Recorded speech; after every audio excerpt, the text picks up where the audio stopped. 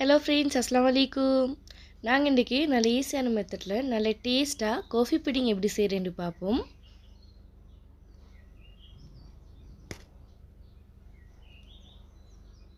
பாருங்கள், இது எந்த அளவுக்கு நல்ல கிறிஸ்பியாக வந்துக்குதுண்டு. இது டேஸ்ட்டுமே வேறு லெவலாக இருக்கும். அந்த அளவுக்கு இது நல்ல பர்ஃபெக்டாகவே வந்துருந்துச்சு. இது செய்கிறதுமே நல்ல ஈஸி தான். இதுக்கு நீங்கள் எக் எட் பண்ண தேவையும் இல்லை. நல்ல ஈஸியான மெத்தடில் பட்டர் மட்டும் எட் பண்ணி எப்படி செய்கிற அப்படின்னு தான் பார்க்க போகிறோம்.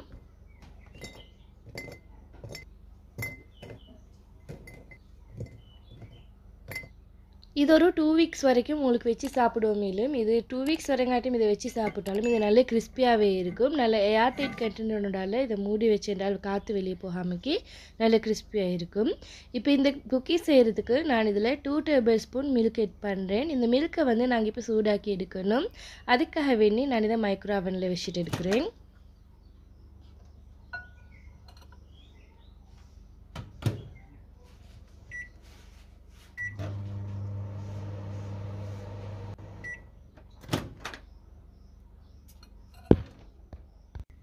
பாருங்கள், இந்த மில்க் நல்லா சூடாகிக்குது. இதில் 1 tablespoon coffee powder add பண்ணிட்டு இதை நல்லா மிக்ஸ் பண்ணி விடுறேன்.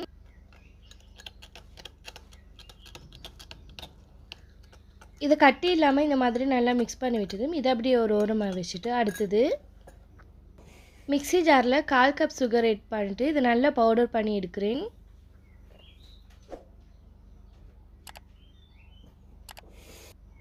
பாருங்கள், இந்த மாதிரி தான் பவுடர் பண்ணி எடுத்துக்கோங்க. உங்களுக்கு ஒயிட் சுகருக்கு பதிலாக ப்ரௌன் சுகருமே இந்த மாதிரி தான் பவுடர் பண்ணிட்டு யூஸ் பண்ணிடலாம். இங்கால வேறு ஒரு பவுடர் பட்டர் 50 கிராம் ஆட் பண்ணேன். இது சரியாக 1/2 கப் இருக்கும். இந்த பட்டர் கொஞ்சம் இந்த மாதிரி நல்லா சாஃப்டாக இருக்கணும். நீங்கள் ஃப்ரிட்ஜில் வச்சுருந்தீங்கன்னா குக்கீஸ் செய்கிறதுக்கு 30 மினிட்ஸுக்கு முதல் பட்டரை வெளியே எடுத்து வைங்க. பட்டர் வந்து ரூம் டெம்பரேச்சரில் இருக்கணும். இப்போ பாருங்கள், இது இந்த மாதிரி விஸ்கால நல்லா பீட் பண்ணி எடுக்கிறேன். இது கொஞ்சம் இந்த பட்டரோட கலர் கொஞ்சம் சேஞ்ச் ஆகி ஒயிட் கலருக்கு வரணும். ஒயிட் கலர் வர வரைக்கும் இது கொஞ்சம் பீட் பண்ணி எடுத்துகிட்டு பாருங்கள், இது அந்த நல்ல க்ரீமி பதத்துக்கு வந்ததுக்கப்புறமா ஏற்கனவே இந்த அரைச்சி வச்சுருந்த பவுடர் சுகர் எட் பண்ணிவிட்டு இதையும் நல்லா பீட் பண்ணி எடுக்கிறேன். உங்களுக்கு இந்த வீடியோ பிடிச்சிருந்தேனால் ப்ளீஸ் ஃப்ரெண்ட்ஸ், நீங்கள் லைக் பண்ணாட்டி லைக் பண்ணிக்கோங்க. நீங்கள் லைக் பண்ணினால்தான் எனக்கு இன்னும் நிறைய இது மாதிரி வீடியோஸ் போடுறதுக்கு நீங்கள் என்ன மோட்டிவேட் பண்ணின மாதிரி இருக்கும். இந்த பட்டரையும் சுகரையும் ஒரு 10 மினிட்ஸுக்கு மாதிரி இதை நல்லா பீட் பண்ணி எடுத்துக்கிறேன். இந்த சுகர் நல்லா கரைஞ்சி பட்டரோட மிக்ஸ் ஆகி பீட் ஆகி வந்திக்குது. இப்போ நான் ஸ்ட்ரெயினரை வச்சுட்டு இதில் கோதுமை மா 1/2 கப்பும் 2 டேபிள் ஸ்பூனும் ஆட் பண்ணுறேன்.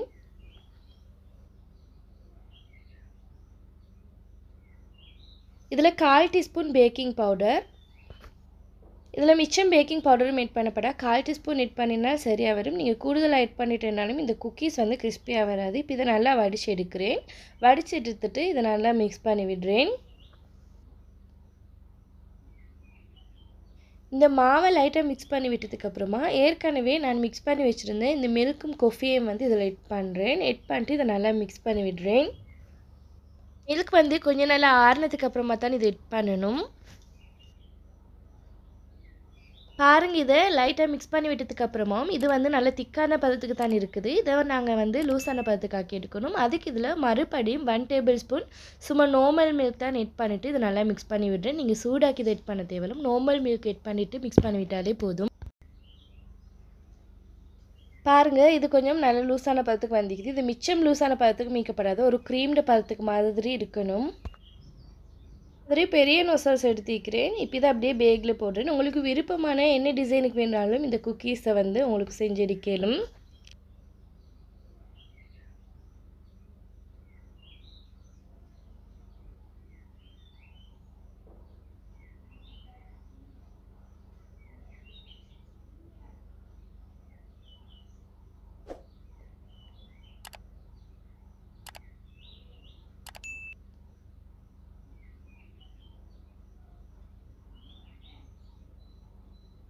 ட்ரேயில் கொஞ்சம் இந்த மாதிரி ஆயிலை ப்ரஷ் பண்ணிட்டு அதுக்கப்புறமா பேக்கிங் ஷீட்டை இதில் வைக்கிறேன்.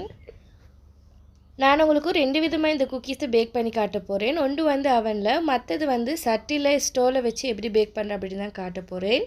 அதுக்கு வந்து ஆயிலை இந்த மாதிரி கொஞ்சம் ப்ரஷ் பண்ணிட்டு மேலுக்கு வந்து கோதுமாவை இந்த மாதிரி ஸ்ப்ரெட் பண்ணுறேன்.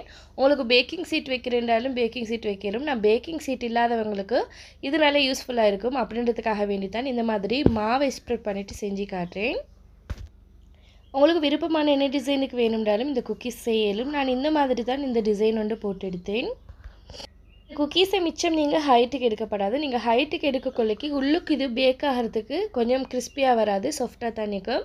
அது சொல்லிட்டு இதை கொஞ்சம் லைட்டாக ஃப்ளட்டாக தட்டிக்கோங்க. இப்போ நான் தட்டினதை விட நீங்கள் இன்னும் கொஞ்சம் லைட்டாக ஃப்ளட்டாக தட்டினாலுமே இது இன்னும் நல்ல கிறிஸ்பியாக வரும். இதுக்கு மேலே வந்து ஆப்ஷனல் தான் நான் சாக்லேட் சிப்ஸ் வைக்கிறது.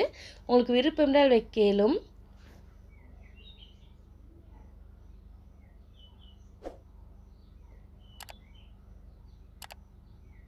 சட்டியில் பேக் பண்ணுறதுக்கு இந்த மாதிரி ஒரு சட்டி ஒன்று தான் எடுத்துக்கிறேன். உங்களுக்கு ஹைட்டான சட்டி வேணும்னாலும் எடுக்கலும். ஸ்டவ்வை நல்ல லோ ஃப்ளேமில் நீங்கள் வச்சுக்கணும். அப்போ தான் குக்கீஸ் வந்து நல்ல பேக் ஆகி சரியான பதத்துக்கு வரும்.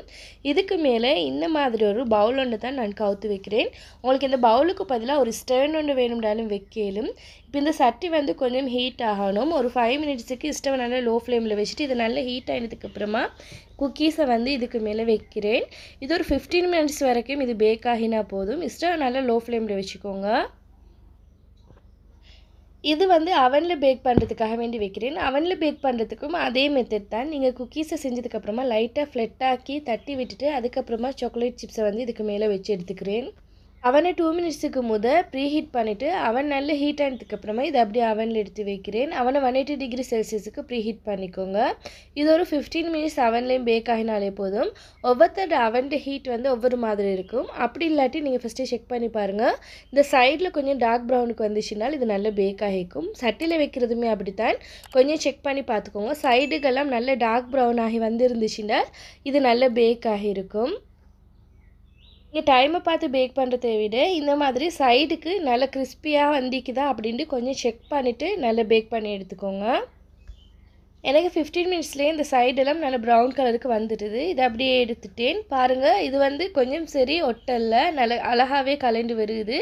கீழேக்கும் மாய் ஸ்ப்ரெட் பண்ணி வச்சுருந்தாலுமே உங்களுக்கு வந்து இது ட்ரேயில் ஒட்டாமைக்கு இந்த மாதிரி கலண்டு வரும். நீங்கள் மாய் ஸ்ப்ரெட் பண்ணுறதையும் கொஞ்சம் கூடுதலாக ஸ்ப்ரெட் பண்ணணும். கொஞ்சமாக ஸ்ப்ரெட் பண்ணினேன்டா இது ட்ரேயில் ஒட்டிக்கும். பாருங்கள், அவனில் வச்சுருந்ததுமே 15 மினிட்ஸ்லேயே சைடெல்லாம் நல்லா ப்ரௌன் கலருக்கு வந்து நல்லா பேக் ஆகி வந்திக்குது. நீங்கள் கண்டிப்பாக ட்ரை பண்ணி பாருங்கள் ஃப்ரெண்ட்ஸ். இது நல்ல டேஸ்ட்டாகவே வரும். உங்களுக்கு ட்ரேலேருந்து அந்த சூட்டோடைய வேறையாக கலட்டி வச்சுடுங்க. அது ட்ரேலேருந்து கலட்டக்குள்ள கொஞ்சம் சாஃப்டாக தான் இருக்கும். ஒரு 5 மினிட்ஸ் ஆகக்குள்ள அது இன்னும் நல்ல கிறிஸ்பியாக வரும். நீங்கள் ஸ்டவ்வை நல்லா லோ ஃப்ளேமில் வச்சுட்டு இதை பேக் பண்ணி எடுக்கக்குள்ள தான் சட்டிலையுமே இது நல்ல கிறிஸ்பியாக வரும். நான் சொல்லி தந்த மெத்தடெல்லாம் ஃபாலோ பண்ணி நீங்கள் இதே மாதிரி குக்கீஸ் செஞ்சு பாருங்கள் ஃப்ரெண்ட்ஸ். நல்ல பெர்ஃபெக்டாக வரும். நான் வந்து மில்கை மைக்ரோ அவனில் தான் சூடு பண்ணியிருந்தேன். உங்களுக்கு மைக்ரோ அவனுக்கு பதிலாக சும்மா சட்டியில் மில்கை சூடாக்கிட்டு அதுக்கப்புறமா நெஸ்கோஃபி ஆட் பண்ணி கரைச்சி எடுத்துக்கோ. மேலும் இவ்வளோ தான் ஃப்ரெண்ட்ஸ் இந்த ரெசிபி. நீங்களும் ட்ரை பண்ணி பார்த்துட்டு எப்படி வந்தேன்னு கமெண்ட்டு சொல்லுங்கள். இந்த ரெசிபி உங்களுக்கு பிடிச்சிருந்தா ப்ளீஸ் ஃப்ரெண்ட்ஸ் லைக் பண்ணுங்கள், ஷேர் பண்ணுங்கள், கமெண்ட் பண்ணுங்கள். மறக்காமல் சப்ஸ்கிரைப் பண்ணிட்டு சைடில் இருக்கிற பெல் ஐக்கானை ப்ரெஸ் பண்ணிடுங்க. தேங்க்ஸ் ஃபார் வாட்சிங்.